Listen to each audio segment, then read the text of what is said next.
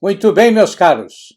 Estamos aqui, então, como eu prometi ontem a vocês, para falar um pouco sobre 10 livros que eu selecionei e que estão com ótimos descontos na minha livraria. Bom, alguns desses livros eu já falei a respeito deles aqui no canal.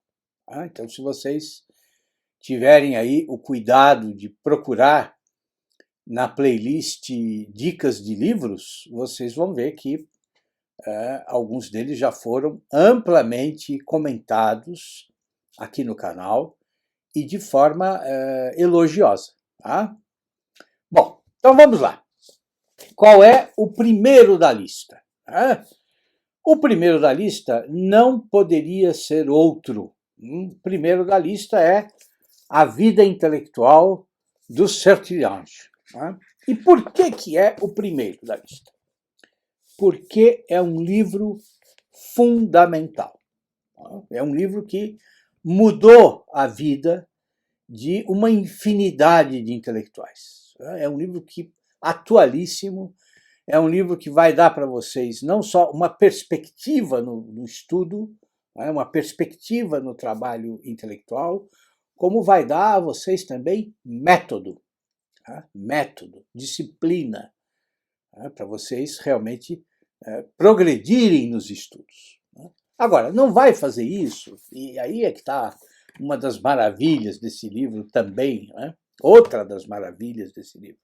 Ele não vai fazer isso como os atuais aí, manuais de chamada metodologia científica. Não vai fazer isso, não é um manualzinho para vocês aprenderem a fazer fichamento de livro, entendeu? E é muito mais, é muito mais. Isso daqui é uma reflexão também a respeito do que é a vida intelectual, de qual é o papel do intelectual na sociedade, de como o intelectual se relaciona com o tempo em que ele vive, com o meio em que ele vive e consigo mesmo, com as suas próprias ideias. Então, este livro é fundamental. É um daqueles livros dos quais você não pode escapar se você quer efetivamente ter uma vida intelectual séria. Se você não quer ser um mero repetidor do que os outros dizem. Se você não quer ser, como eu gosto de dizer, um mero papagueador do que você aprende na universidade ou do que você lê nos livros também. Quer dizer, se você quer ter uma vida de pensamento, se você quer produzir conhecimento, se você quer realmente refletir a respeito das coisas com uma visão sua, própria, particular, este livro é essencial. Tá bom? Então, A Vida Intelectual do Sertilhange. Todos estão com ótimos descontos na livraria. Na sequência do Sertilhange, qual é o outro? O outro é este aqui, do Jean Guiton, O Trabalho Intelectual. Mas assim, leiam os dois na sequência que eu estou mostrando, tá bom? Primeiro o Sertilhange, depois o Guiton. Por quê? Porque o Guiton vai entrar em algumas questões mais de ordem prática, do dia a dia do trabalho intelectual. Claro, ele faz reflexões importantíssimas. Tá? É um grande intelectual, um homem, uma figura incrível. Mas ele vai entrar em algumas questões mais práticas. De maneira que, assim, um completa o outro. Um completa o outro. São os dois manuais fundamentais para você ter uma vida intelectual. Tá bom? E, como eu disse, para abandonar as ideias que todo mundo repete hoje. Porque hoje, o que acontece? Hoje, com essa profusão de informações que nós temos, graças à internet, o que é muito bom, claro que é muito bom, é ótimo. Se não fosse a internet, nós não estávamos aqui conversando agora com essa liberdade toda. Mas o que acontece? Junto com tudo isso, vem também um um volume de informações desnecessárias, né? E de meras repetições, né, de chavões, de lugares comuns, compreendeu? De ideologias que estão aí tentando conquistar você e o seu pensamento só para ser o quê? Só para ser um soldado político, entendeu? Só para fazer proselitismo político, entendeu? Então, como é que você se liberta de tudo isso e como é que você constrói a sua vida intelectual? Hum? Livre, livre das ideologias, né? Livre de se apegar aí a escolinhas, né? A panelinhas. Estes dois livros vão mostrar para você o caminho. Bom, na sequência destes dois livros, este aqui que é incrível, né? Meditações do Quixote, do Ortega y Gasset. Também tem vídeo meu falando sobre esse livro, e no vídeo, inclusive, eu faço um depoimento a respeito de o quanto este livro foi importante na minha formação, como ele mudou a minha forma de olhar o meu próprio trabalho. Meu trabalho não só como professor de literatura, de escrita criativa, mas meu trabalho como crítico literário. Por quê? Porque este livro do Ortega y Gasset, ele nos traz de volta para a realidade. E parece ser uma coisa muito simples de falar, não é? Trazer de volta para a realidade, mas nós todos estamos na realidade. Muita gente acha que está na realidade, mas vive fora dela. E ele vai mostrar para vocês por que isso acontece e como isso acontece. Quer dizer, hoje em dia muita gente acha que a realidade é o que a gente pensa, que basta você pensar algo, qualquer coisa, e esse algo já é real. Bom, e as coisas são um pouco diferentes, viu, meus caros? Não é tudo que você pensa que é necessariamente realidade. Então precisamos tomar cuidado com essa forma de entender a vida. Bom, e o Ortega... Bom, e tem outra coisa, né? Este cara aqui, que é um intelectual incrível, o que ele tem? Ele tem um estilo de escrita, um estilo ensaístico que é maravilhoso, maravilhoso. Na Espanha, nos países de língua hispânica em geral, quem quiser falar de estilo de escrita tem que necessariamente citar o Ortega y Gasset. Então, é uma leitura extremamente prazerosa também, porque o estilo dele é maravilhoso. Ele constrói períodos aqui que são dignos não só da gente refletir a respeito deles, mas eles são dignos também de estar aí, de fazerem parte de antologias literárias. Tá bom? Muito bem. Muito bom. Bom, qual seria o próximo? Quer dizer, então veja, nós temos 3 livros para organizar a cabeça de vocês. Organizar a cabeça de vocês, organizar a vida intelectual de vocês, organizar a vida de estudos de vocês, e libertar vocês de serem meros repetidores do que vocês leem, do que vocês estudam. Bom, qual é a sequência? A sequência aí, nós vamos para uma coisinha um pouco mais específica. Vamos entrar na minha área, que é literatura. Se você gosta de literatura, se você, não só como leitor, mas também como professor, se você é um professor de literatura, se você é um estudante de letras, ou se você é um leitor que quer se aprofundar no que representa a literatura para a nossa vida, este livro é essencial. A Literatura em Perigo, do Tsvetan Todorov. Tá? Bom, por que este livrinho? Tá? É um livrinho, hein? Olha como ele é fininho, é um livrinho, mas é um livraço. Por que ele é importante?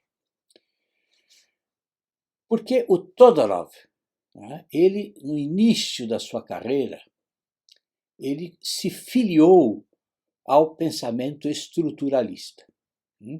Quer dizer, esse pensamento que até hoje continua sendo aqui disseminado aqui no Brasil, como se não houvesse outra forma, né, de você entender as ciências humanas. Muito bem.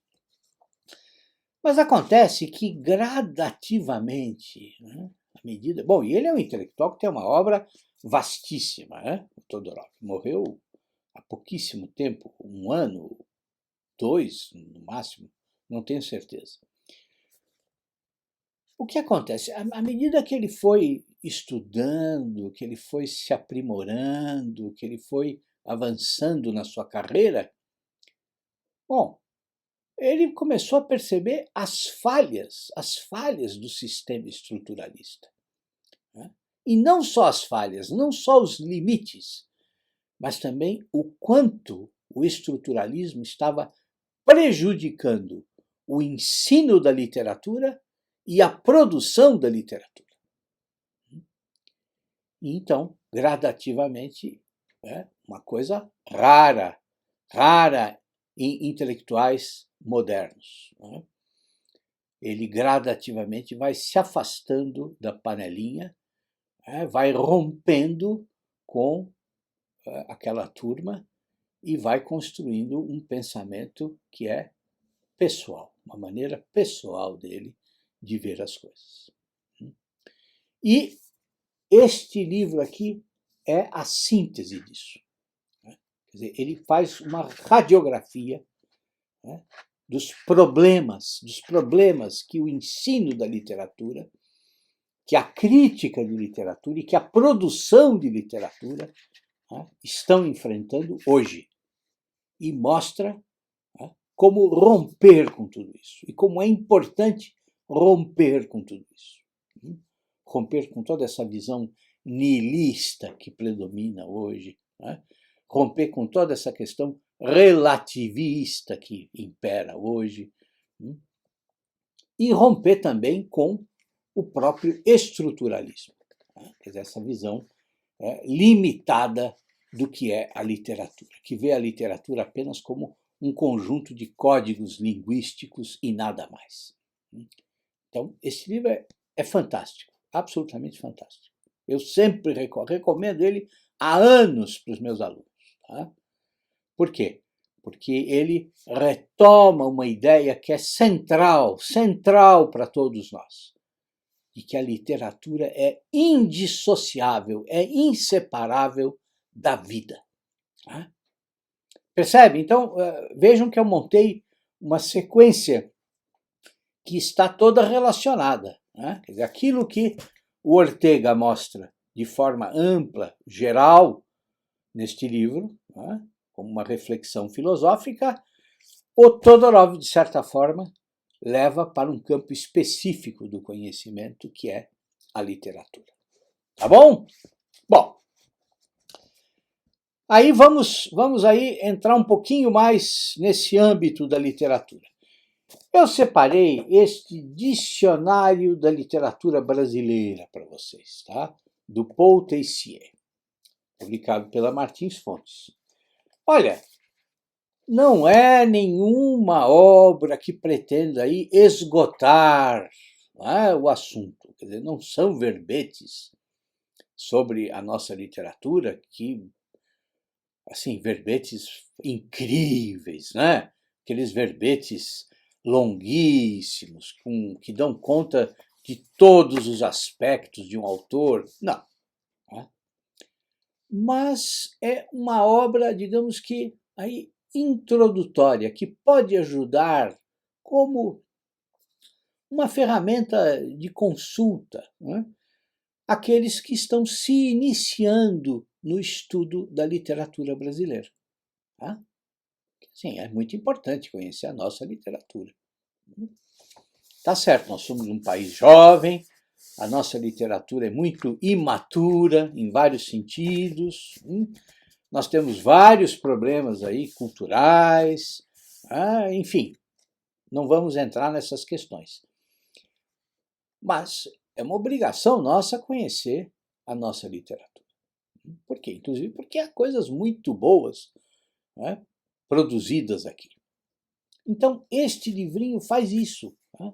E assim, é um livrinho isento de preconceitos. Né?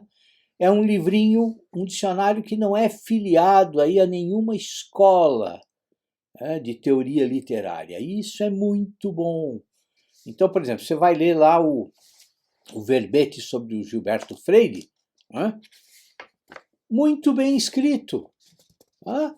Escrito de maneira correta, sem invencionices, sem julgamentos precipitados, mas faz o papel de um dicionário, introduz você, né, nos autores, nas escolas literárias. Né? Eu acho que é perfeito. Depois, se você quiser, um livro que você pode usar para assim, como um guia de leitura, né? Para completar este dicionário, pode ser, por exemplo, a bibliografia da literatura brasileira, do Otto Maria Carpo. Mas aí acho que você só encontra em sebos. Né? Mas a bibliografia do Otto Maria Carpo, bibliografia da literatura brasileira, é muito bom. Ele faz assim, faz um julgamento muito sintético dos livros, mas mostra para você uma série de autores que hoje, inclusive, estão esquecidos. Né? Estão completamente esquecidos. Desgraçadamente. Tem bons autores completamente esquecidos. Aliás, é uma das coisas que eu faço nos meus livros. Né? Se vocês forem pegar a série em que eu releio os prosadores da literatura brasileira, né? Com muita retórica, pouca literatura, e o Esquecidos e Superestimados, vocês vão ver que estão ali autores que são ótimos e que hoje, né, são desprezados. Ninguém mais fala a respeito deles. Por uma série de razões, a respeito das quais nós não vamos falar aqui, porque senão o vídeo vai ficar enorme. Então, dicionário muito bonzinho de introdução, tá? Para quem está começando. Aí vamos nos aprofundar um pouco mais na literatura. Este livro é excepcional. Tá? O Desconcerto do Mundo, do Gustavo Corsão.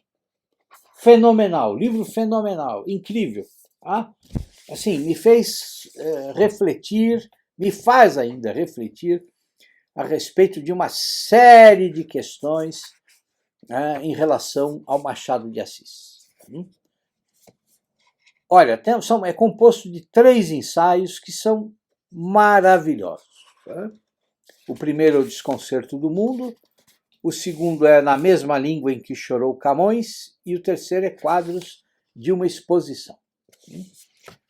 Olha, percepção incrível, repleta de humanidade a respeito da obra machadiana, da posição do Machado, da forma como ele olha o mundo, a respeito da própria forma como ele escreveu, e mostra bem essa exasperada sensibilidade do Machado, né, em relação a esse tema que é a chave do livro, que é o desconcerto do mundo.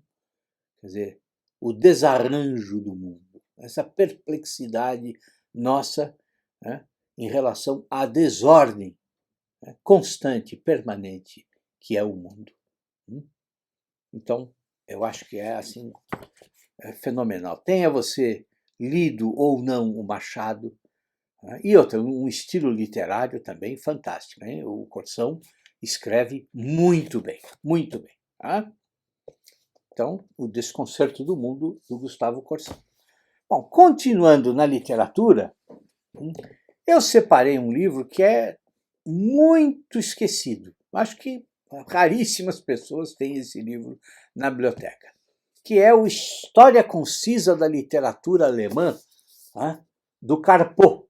do Otto Maria Carpo. Bom, por que esse livro aqui é interessante?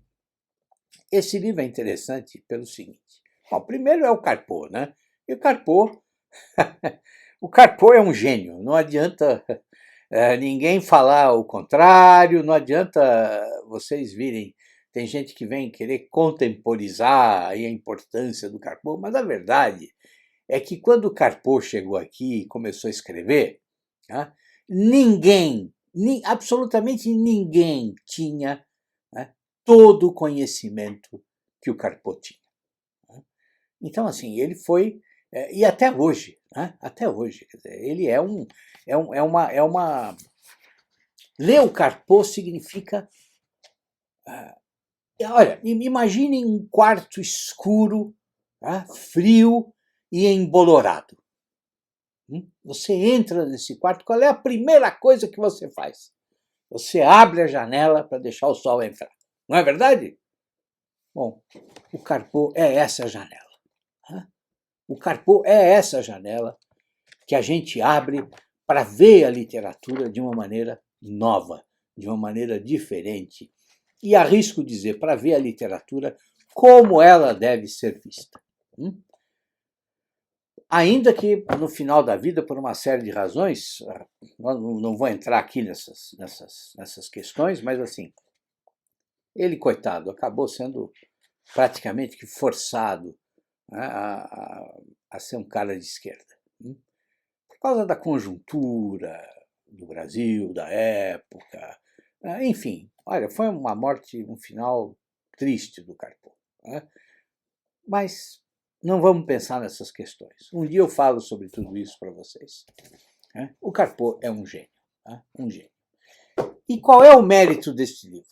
Bom, além do Carpo escrever muito bem, escreve muito bem o Carpo, ele vai mostrar para vocês uma literatura que aqui no Brasil é completamente desconhecida. Por quê? Porque nós, assim, desgraçadamente, né, toda a nossa formação é de matriz francesa. Isso desde o começo, desde o início. Né? Você vai pegar lá o José de Alencar. Né? Quem são os mestres do José de Alencar? Bom, você vai lá. É o romantismo alemão? Não. Claro, é aquela coisa do romantismo francês, que já é um romantismo diluído, desgastado, um romantismo aguado. Então, por que o Alencar tem aquele estilo dele? Porque ele ficou intoxicado de tanto ler o Chateaubriand, que foi um romântico francês. Então, o que acontece? E essa influência do pensamento francês, bom, perdura até hoje. Perdura até hoje. Você vai nas universidades, o que todo mundo lê? Tem que ler o Roland Barthes. Então, assim, quer dizer, nós continuamos com essas coisinhas todas. Continuamos aí provincianos nesse sentido. Então ele vai mostrar para vocês uma das literaturas mais ricas da cultura ocidental, que é a literatura alemã. Assim, vou citar só 3 nomes que são desconhecidos aqui nossos e que são geniais. O Karl Kraus, Kraus, K-R-A-U-S, um gênio, um cara que um polemista excepcional. O que tem traduzido aqui no Brasil? Tem 2 livrinhos. O cara deixou uma obra fantástica, fantástica. Não só como polemista, mas também uma obra de teatro incrível, incrível. Um cara irônico, um satírico de primeira mão, um cara que lutou violentamente contra o pensamento ideológico. Karl Kraus. Quem conhece? Ninguém conhece. Hermann Broch, austríaco. O Kraus também, mas, claro, todos de língua alemã. Hermann Broch, escreve B-R-O-C-H. Quem leu o Hermann Broch? Pouquíssima gente leu. Quem leu A Morte de Virgílio dele, que é um romance incrível, incrível, genial, que retrata as últimas horas de vida do poeta Virgílio. Assim, é um negócio, é um esplendor. É um esplendor. Acho que foi quem foi que falou, que usou essa expressão? Acho que foi o Franklin de Oliveira. Quer dizer, é uma entrada no alumbramento. Esse romance do Hermann Broch, A Morte de Virgílio. Quem conhece, quem leu? Ninguém leu. Mas está traduzido, hein? Está traduzido. Está traduzido, tradução boa do Herbert Caro. Tradução muito boa aqui no Brasil do A Morte de Virgílio. E o terceiro, que não tem tradução nenhuma aqui, Eimito von Doderer. Doderer, D-O-D-E-R-E-R. Quem conhece? Ninguém conhece.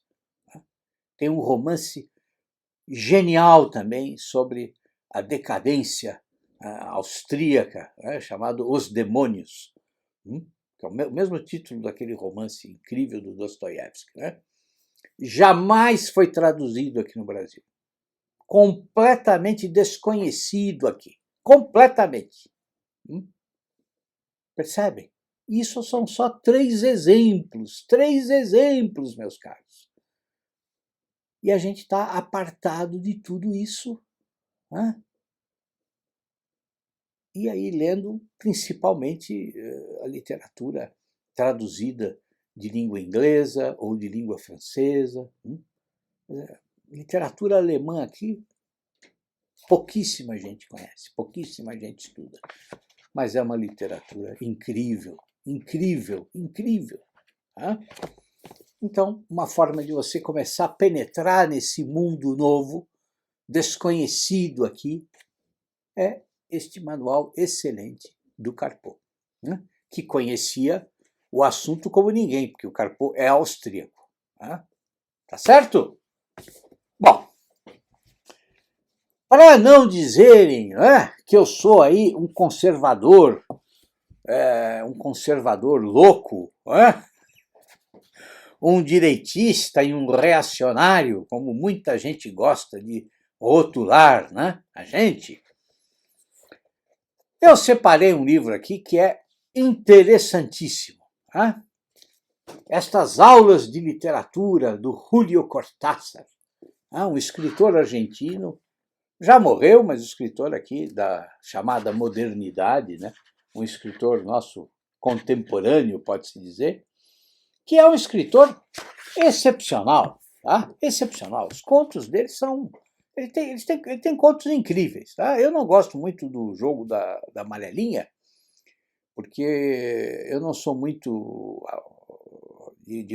não aprecio essas invencionices pós-modernas, esses jogos linguísticos.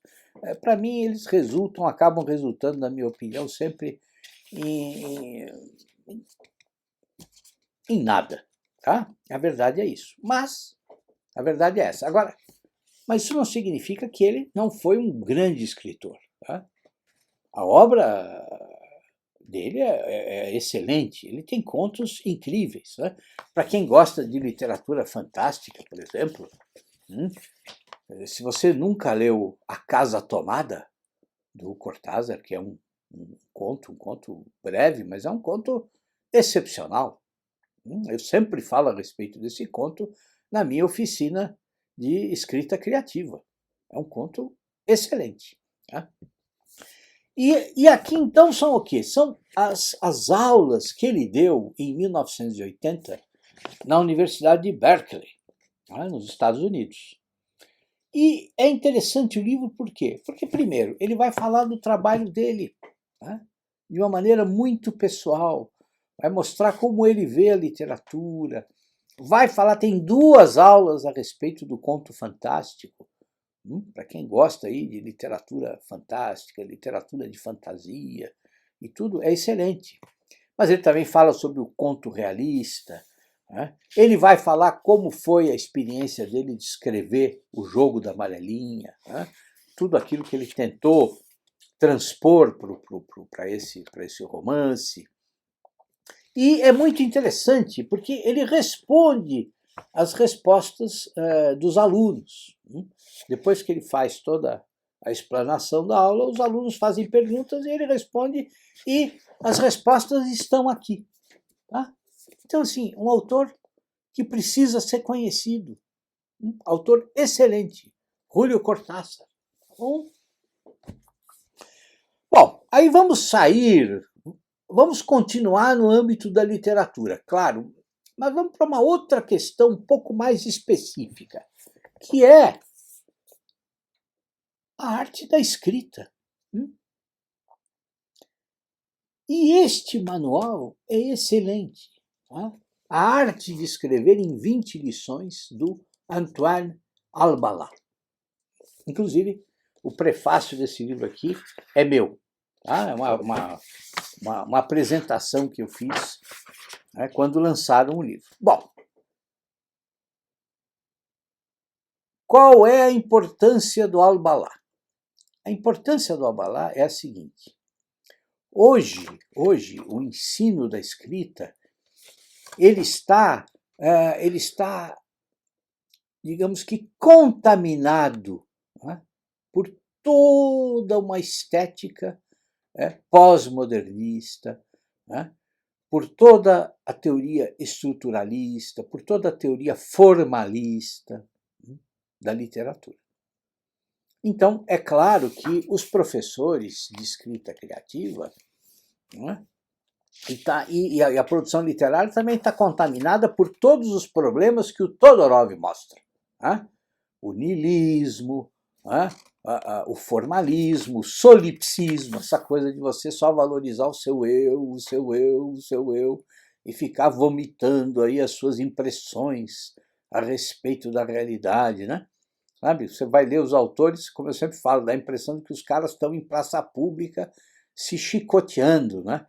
E denunciando os próprios erros. É uma coisa horrorosa, né? Essa coisa, esse predomínio do narrador em primeira pessoa é de uma pobreza extrema na literatura. Bom, então, se o ensino da escrita, né, se está contaminado por todas essas coisas, o que é o melhor?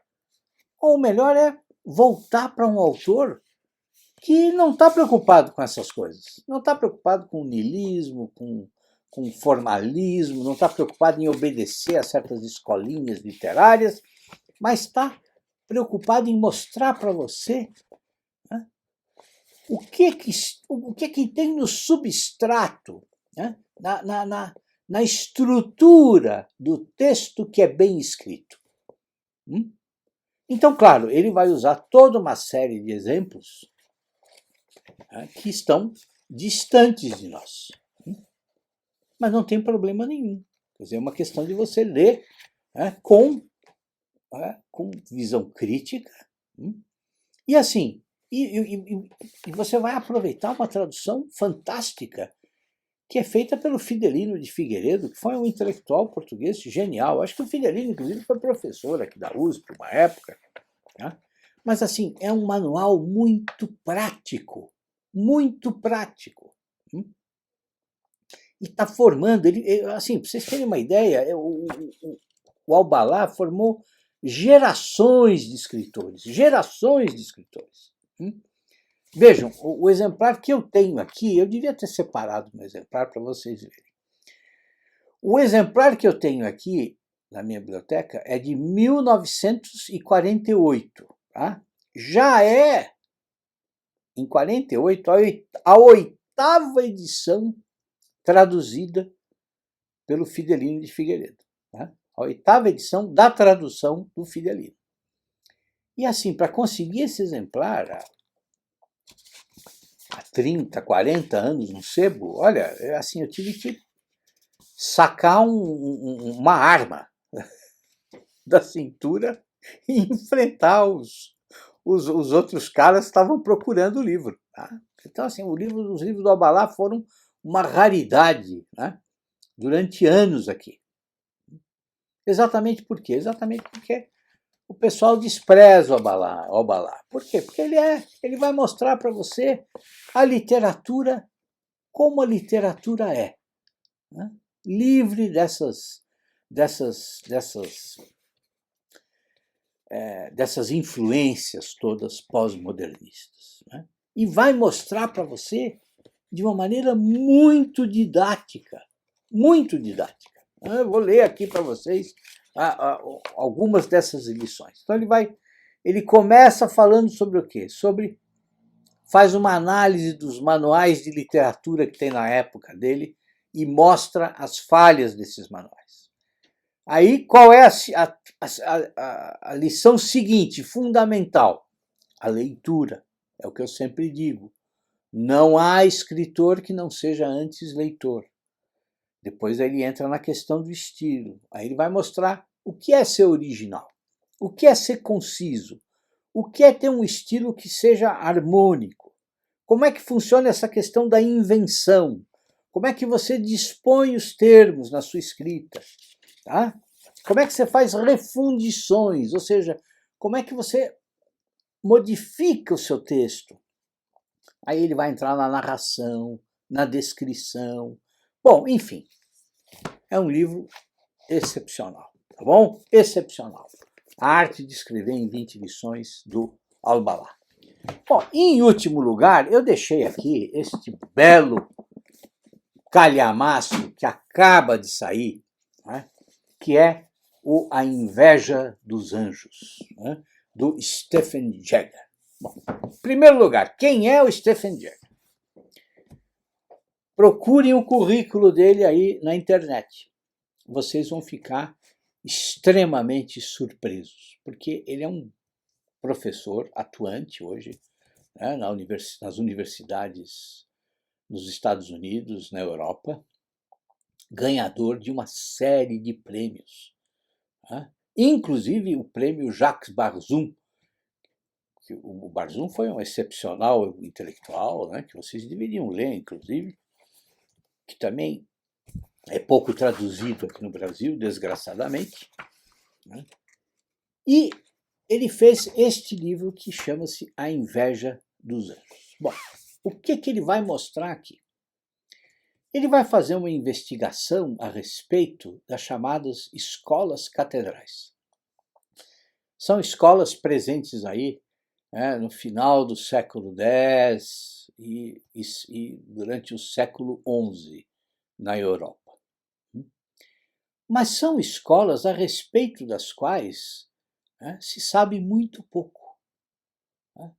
Mas o que se sabe de fundamental a respeito dessas escolas? Primeiro, grande parte das pessoas que entravam nessas escolas, bom, elas saíam e iam direto para ocupar altos cargos na estrutura social europeia, né? Iam se tornar bispos, iam se tornar aí assessores de reis, de imperadores, né? Enfim, ou se tornavam intelectuais, mas enfim. E segunda coisa, né? Essas escolas conseguiram congregar, conseguiram reunir, né, ética, né, e estudo. Né? Ética e ciência, ética e literatura. Bom, e isso é fundamental para os dias de hoje, meus caros. Né? Por quê?